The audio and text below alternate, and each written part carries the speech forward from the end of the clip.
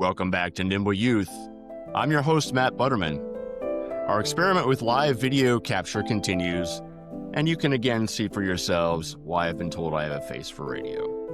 If I haven't scared you away already, you can watch our episodes on our new YouTube channel, and as always, you can find audio-only versions of the Nimble Youth podcast on all major podcast platforms.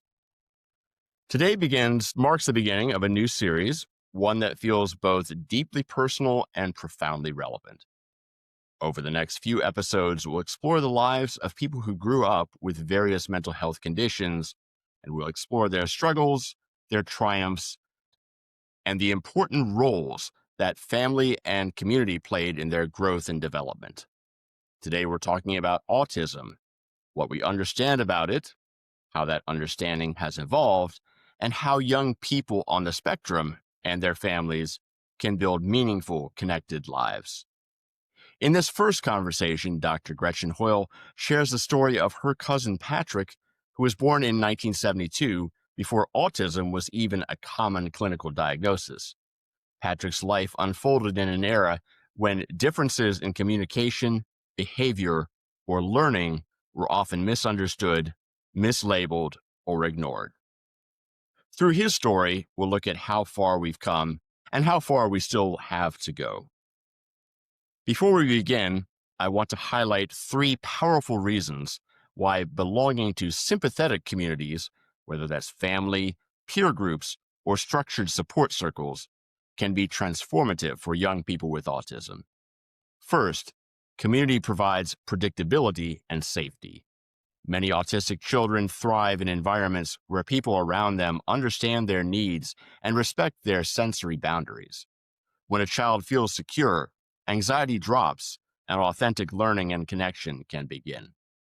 Second, belonging fosters identity and self-worth. When young people with autism can share space with others who think or experience the world as they do, they stop feeling wrong or broken.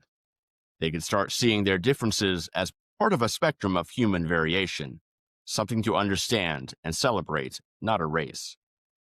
And third, supportive communities give families and peers a chance to grow in empathy. They build bridges across neurological differences, turning what might feel isolating into an opportunity for shared understanding. As Dr. Hoyle's story about Patrick reminds us, when community is missing, misunderstanding fills the gap. But when community is present, patient, informed, and compassionate, it can change the trajectory of a child's life. When we talk about autism today, we do so with decades of research, advocacy, and awareness at our backs. But for families in the 1970s, that vocabulary didn't exist yet. There were no diagnostic pathways, no IEP meetings, no online communities offering guidance and solidarity. Parents and children often had to make sense of behaviors and needs that no one could quite name. And Dr. Gretchen Hoyle knows this history personally. Her cousin Patrick was one of those children, bright, sensitive, and deeply misunderstood, in a time before autism spectrum disorder entered the cultural or medical conversation. And Patrick's story offers a window into how families once navigated uncertainty without the language or systems we now take for granted, and how even then, love and intuition built the first kind of community.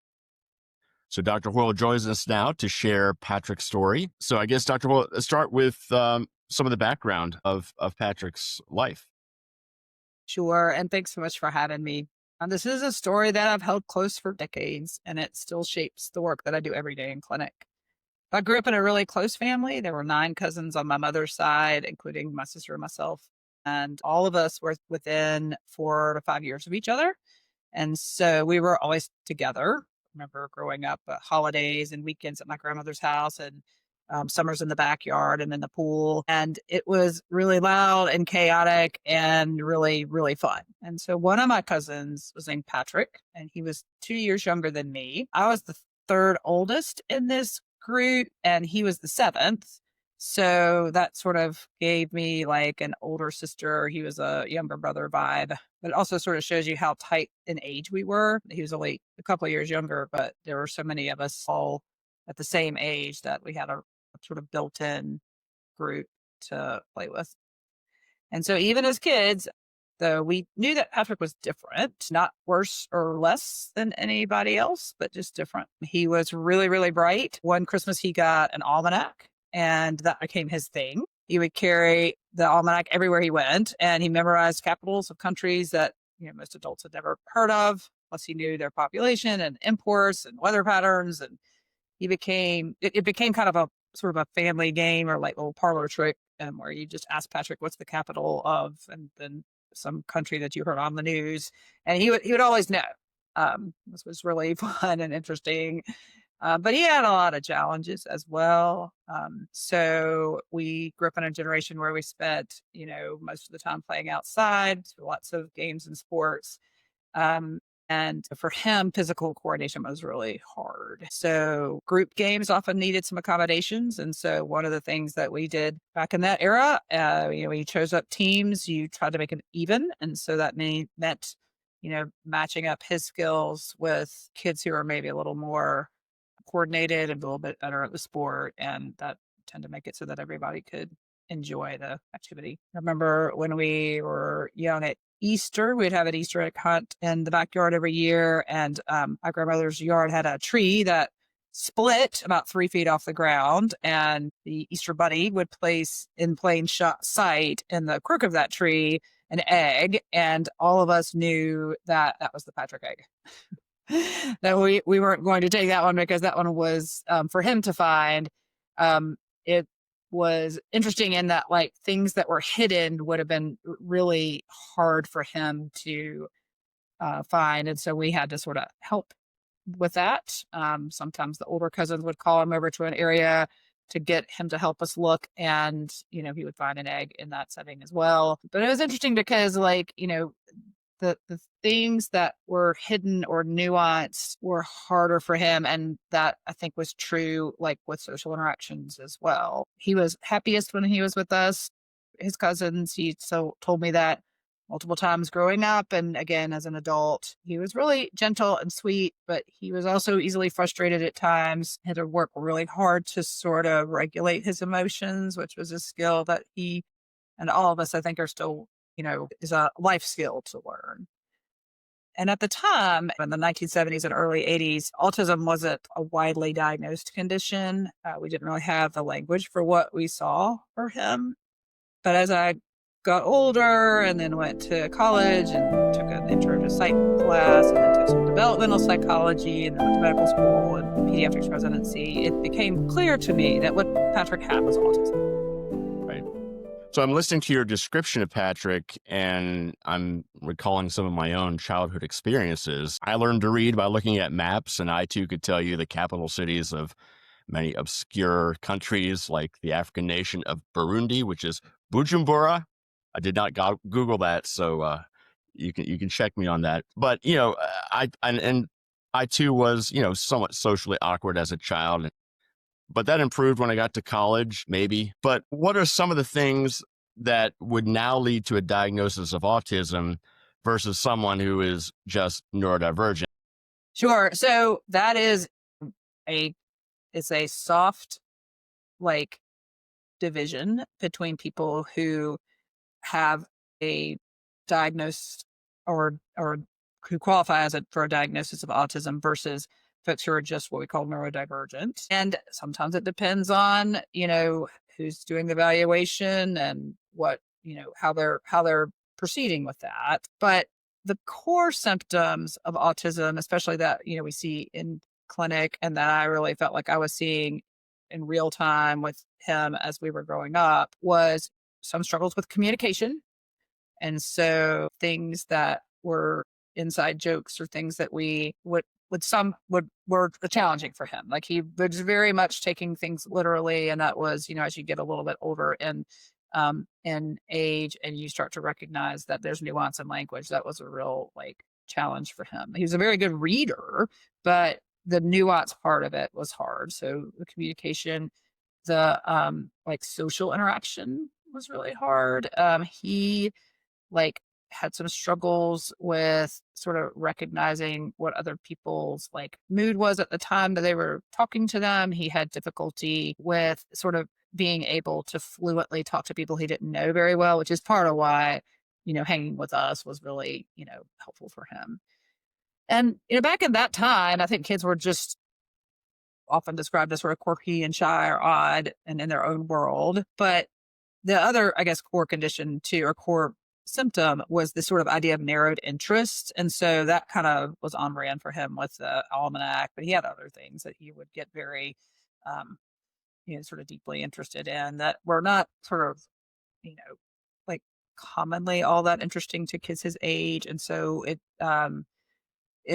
we sort of accepted it as that was who he is and that's what he wanted to talk about and that we enjoyed engaging with him on that. But I got the sense from him that that was not the experience that he had most of the time in school with his peers who were not related to him, didn't know him. And so those were sort of the things that we saw with him. And then it's a lot of the time the way those diagnoses are made is that we're used to think of what Patrick, I think, would have qualified for a diagnosis of Asperger's syndrome at the time that I was learning about it. And so that's kind of how I'd always conceptualized him. Now we aren't using that antiquated term now. We're just calling all of it autism spectrum disorder and then giving it different levels. But I think it's always the kiddos who are high functioning, who are, capable of doing lots of things that are to some degree like developmental age appropriate. Sometimes it's a bit of a head scratcher. It's like, is that really what they have? Or is it, not quite to that level, or is it something else? And so there's still a lot to be understood, but we know a whole lot more than we did at that time. Back in those days, like we really didn't know very much about what was happening internally for folks with these particular condition, and that they had, a lot of sensory sensitivities. They process stress in a different way, but they also had pretty significant strengths some of the time, but then they would also be somewhat vulnerable. And so Patrick went to college and beyond. He did. And so he was, always a really bright kid and he could handle the academic work. And he went to college and he lived in college in a community of people who had similar challenges. And that was a real blessing for him. And so he completed college and then went on to get a master's degree in library science. So also on brand for him, which really fit him well. And so, there were periods of time in his life when he was doing really well. And then there were times where sort of the buildup of strained like social and relational challenges of adulthood were really hard for him. And so he had some challenges employment wise, friendship wise, just relationship wise. And sometimes his day-to-day interactions kind of broke down. So he ended up living with his mom and his stepfather after some particularly hard years. And that was just right after the pandemic. So I think a lot of folks were struggling, but that's where he was when we got a chance to reconnect. So in 2023, you got to see him a couple times. You were separated geographically until he moved back with his mother and stepfather. And then in November of 2023, there was a very special family event. And that ended up being the last time that you saw him. So tell us about that very poignant story.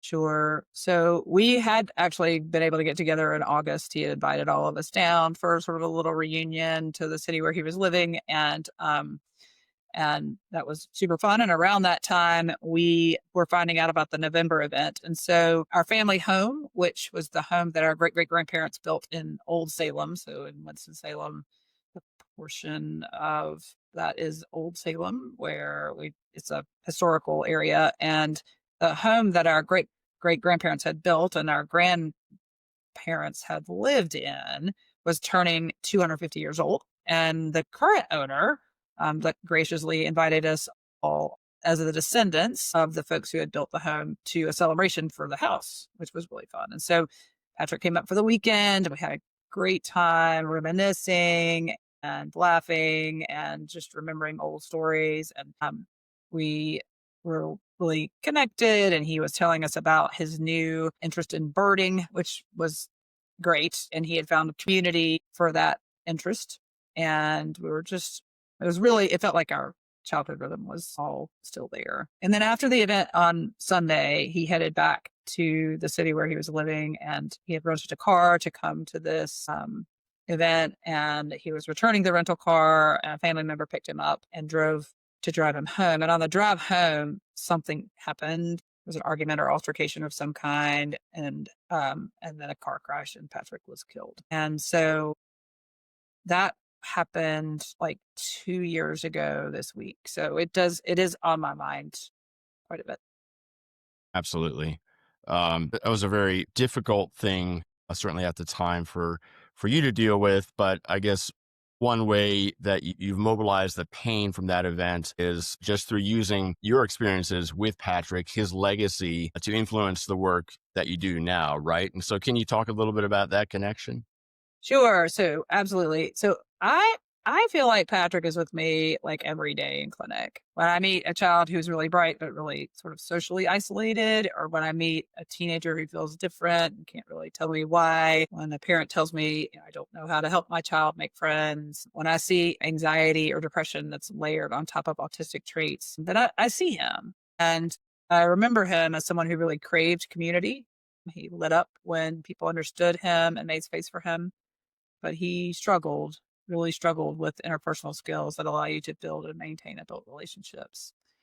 And then there's like a hopeful part that I have. We know so much more than we did back then about how to teach social communication skills and how to support executive functioning for folks who are neurodivergent.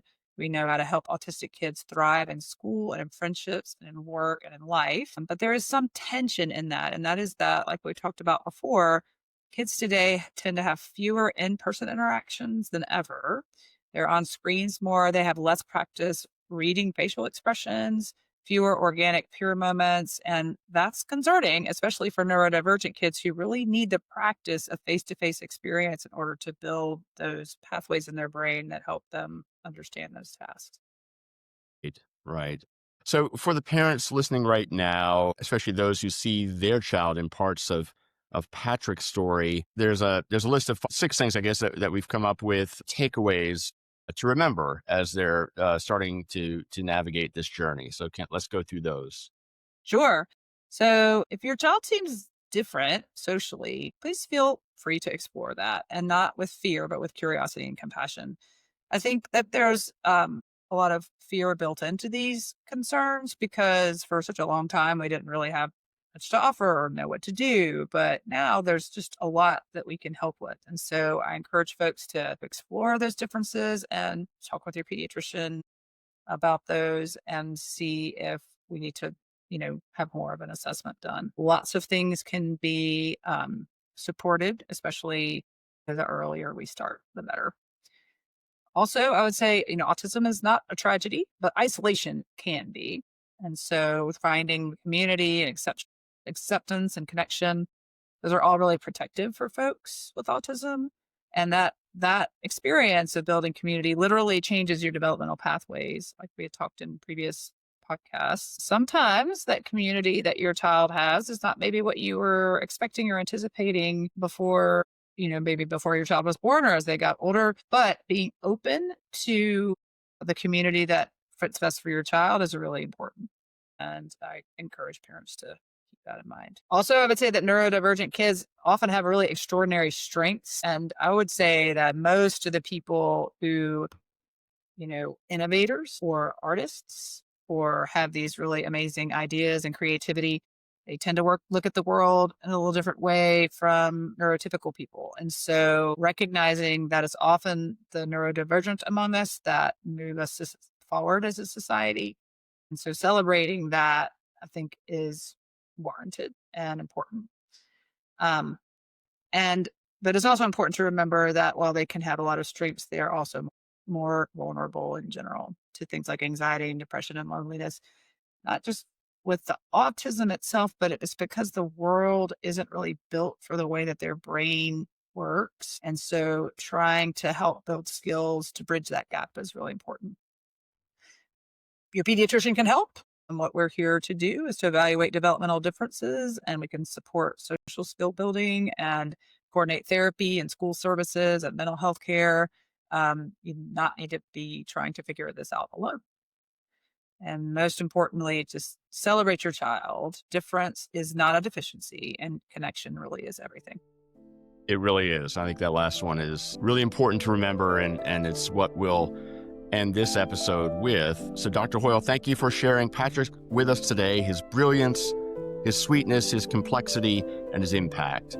This conversation is going to stay with people for a long time. And for our listeners, if today's episode resonated with you, we encourage you to reach out to your pediatrician or mental health provider with any concerns about your child's development or social functioning. These conversations matter. This is a Nimble Youth Podcast. We'll see you next time.